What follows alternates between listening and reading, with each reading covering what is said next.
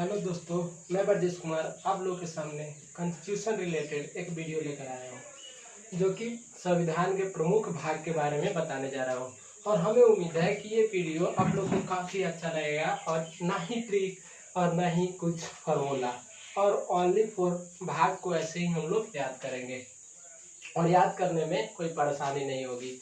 तो आइए डायरेक्ट हम लोग आते हैं भारतीय संविधान के प्रमुख भाग के बारे में पढ़ते हैं और इसे याद करते हैं। तो देखिए दोस्तों, सबसे पहले हम जानते हैं अनुच्छेद को याद करने के लिए भाग बनाया गया है, जो कि अभी भाग की संख्या 22 है, जिसमें से प्रमुख भाग जो है वो भाग को हम लोग बारी बारी से देखेंगे और एक क्रमबद्ध अनुसार उसको याद करेंगे। तो सबसे पहले देखते हैं कि पहला भाग में ये आपका इधर भाग हो गया, ये इसका प्रावधान है और ये जो है आपका आर्टिकल है यानी अनुच्छेद है। इस तरीके से डिविजुअल किया गया है। तो देखते हैं संघ एवं राज्य के क्षेत्र के बारे में उल्लेख है। पहला भाग में राज्य, संघ एवं उसके राज्य क्षेत्र के बारे में बताया गया है और ये इसके क्षेत्रफल और किस तरीके से, जैसे पहला अनुसूची और पहला अनुच्छेद, उसी तरीके से पहला भाग में भी संघ एवं उसके राज्य क्षेत्र के बारे में, केंद्र शासित प्रदेश के बारे में बताया गया है। ये आपका पहला भाग हो गया। और सेकंड भाग में देखेंगे कि ये नागरिकता के बारे में वर्णन है। सेकंड भाग में नागरिकता के बारे में बताया गया है, जो कि अनुच्छेद 5 से 11 तक नागरिकता के बारे में बताया गया है दोस्तों। तो तीसरा देखेंगे हम लोग, तीसरा भाग में क्या है कि मौलिक अधिकार के बारे में बताया गया है। और मौलिक अधिकार के बारे में बताया गया है कि अनुच्छेद 12 से 35 तक मौलिक अधिकार के बारे में बताया गया है। अब देखेंगे चौथा में नीति निर्देशक तत्वों के बारे में बताया गया है।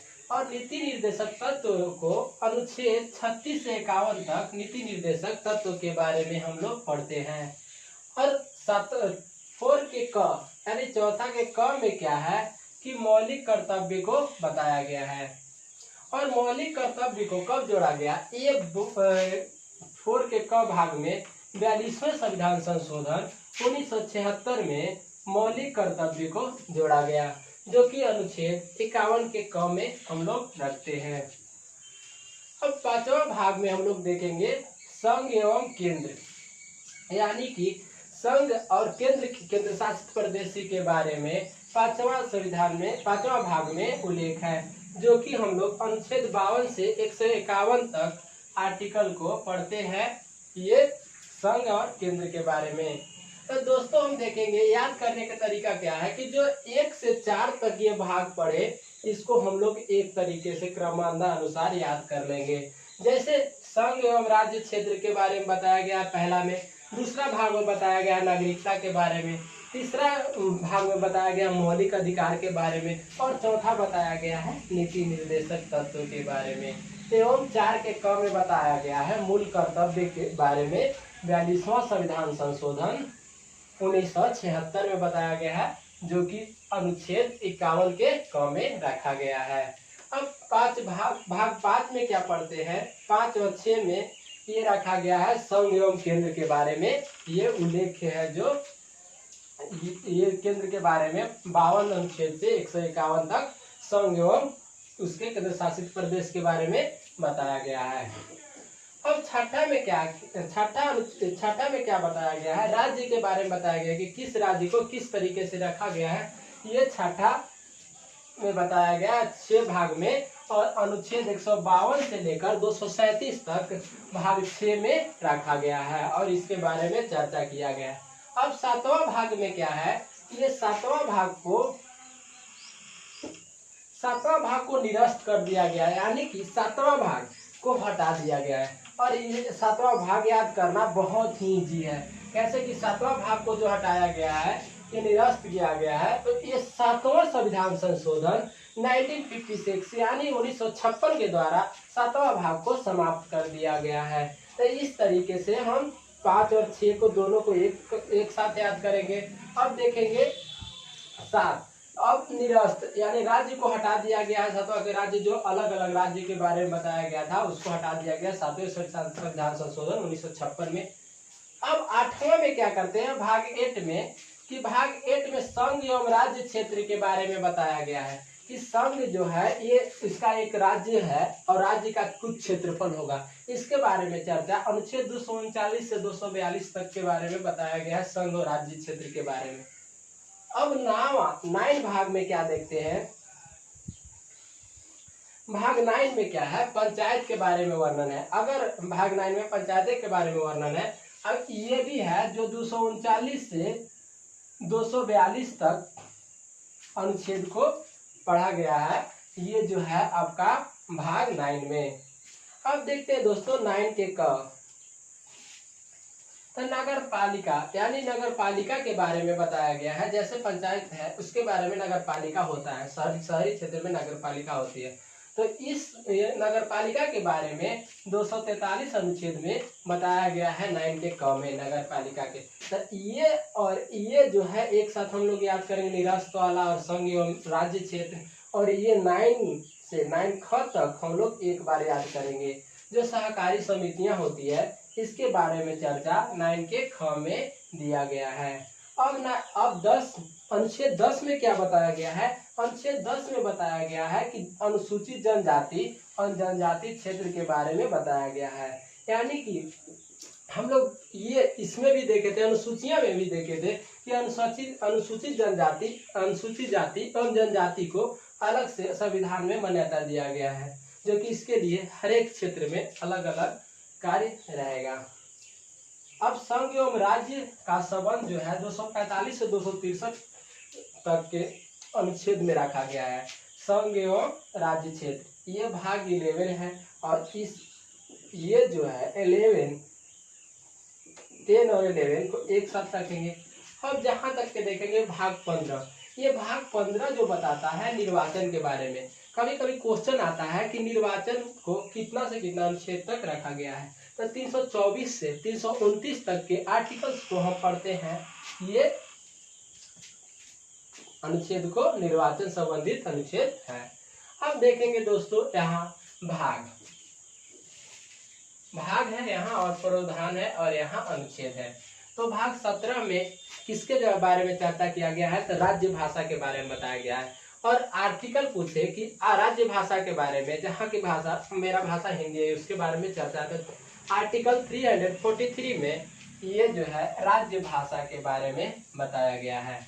और आपात उपबंध के बारे में बताया जाए तो 352 से 356 तक भाग 18 में, और अनुसूची 352 से 360 के बीच बताया गया है आपात उपबंध। मतलब किसी भी राज्य में आपात आता है, आपातकाल लागू होता है, या राष्ट्रपति शासन हो या राज्यपाल शासन हो, तो जब आपात की स्थिति आती है तो उसका चर्चा 352 से 360 के बीच किया गया है। अब देखते हैं कि अगर संविधान में कुछ त्रुटियां रह गई हो, बनाते समय या बाद में कुछ त्रुटियां रह गई हो, तो भाग 20 के अंतर्गत संविधान संशोधन का प्रावधान किया गया है, जो कि 368 अनुच्छेद में रखा गया है। भाग्य को अनुच्छेद को रखा गया संविधान संशोधन को। और संविधान संशोधन की प्रक्रिया की बात किया जाए तो संविधान संशोधन की प्रक्रिया दक्षिण अफ्रीका से लिया गया है। तो इस तरीके से भाग 4 को हम लोग एक बार में याद करेंगे। जैसे एक बार रिकॉल करते हैं दोस्तों, ध्यान से देखिएगा कि संघ एवं उसके राज्य क्षेत्र के बारे में भाग 1 में उल्लेख करते हैं हम लोग। भाग 2 में नागरिकता के बारे में बताते हैं, जो कि अनुच्छेद 5 से 11 तक नागरिकता है। भाग 3 में मौलिक अधिकार के बारे में बताएंगे, और भाग 4 में बताएंगे नीति निर्देशक तत्वों के बारे में, जो कि 36 से 51 तक नीति निर्देशक तत्वों को रखा गया है। भाग 4 के क ये बताया गया है मूल कर्तव्य के बारे में, और मूल कर्तव्य जो है 42वें संविधान संशोधन 1976 के अंतर्गत 51 के क में रखा गया है। तो इस तरीके से ये चारों को हम एक ग्रुप वाइज याद करेंगे, ग्रुप बना लेंगे और ये चारों को एक बार याद करेंगे। इसके बाद संघ एवं केंद्र 52 से 151 अनुच्छेद में दिया गया चर्चा किया गया है, और राज्य के बारे में 152 से 237 तक चर्चा किया गया। तो ये दोनों को एक क्षेत्र में हम रखकर याद करेंगे। इसके बाद भाग 7 और भाग 8 को जो भाग 7 को हटा दिया गया, निरस्त कर दिया, खत्म कर दिया गया। और खत्म कब किया गया, कितना संविधान संशोधन द्वारा किया गया, तो 7वां संविधान संशोधन। भाग 7 को ऐसे याद करेंगे कि भाग 7 को 7वां संविधान संशोधन 1956 द्वारा समाप्त कर दिया गया। तो इस तरीके से ग्रुप वाइज हम लोग याद करेंगे। भाग 9 में पंचायत के बारे में वर्णन है, और पंचायत के बारे में कितना से कितना अनुच्छेद में, तो 239 से लेकर 242 तक के आर्टिकल्स को हम भाग 9 में पढ़ते हैं, और पंचायत के बारे में वर्णन है। और 9 के क में वर्णन है नगर पालिका के बारे में। और अनुच्छेद अगर जहां तक पूछे तो 243 के बाद अनुच्छेद 243 में ये बताया गया है नगर पालिका के बारे में।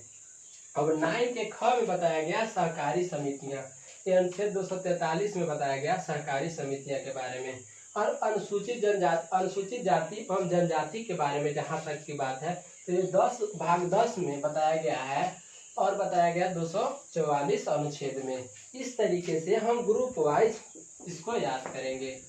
और निर्वाचन संबंधित बात किया जाए तो 324 से 329 तक के निर्वाचन प्रधान है। और भाग 17 में राज्य भाषा के बारे में वर्णन है, और अनुच्छेद पूछे तो 343 में राज्य भाषा का चर्चा है। और भाग 18 में आपातबंद यानी 352 से 356 के बीच आर्टिकल्स को हम आपातकाल के बीच रखे गए हैं।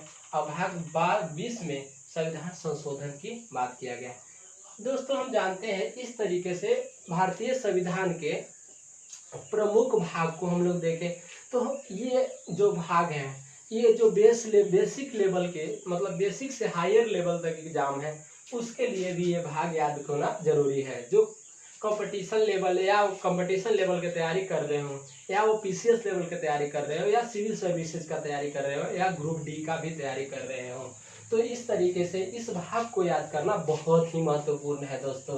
तो हमें उम्मीद है कि ये भाग हम लोग को काफ़ी अच्छे से याद हो गया होगा, और इस भाग से क्वेश्चन मैक्सिमम क्वेश्चन कर पाएंगे हम लोग। तो इस तरीके से हम लोग भाग को देखें, और अगला वीडियो में बारी बारी से हम लोग देखते रहेंगे दोस्तों। तो इस तरीके से हम याद किए कि क्वेश्चन नहीं छूटे, पढ़ाई ऐसे करें कि मज़ा आ जाए। तो दोस्तों इस वीडियो के माध्यम से हम बताएं, और आप लोग चैनल को लाइक और सब्सक्राइब करना ना भूलें, और चैनल को सब्सक्राइब करने से ही हमें वीडियो बनाने की अनुभूति मिलती है। चलिए दोस्तों इतना कहकर जय हिंद जय Bharat, good bye, next day, thank you.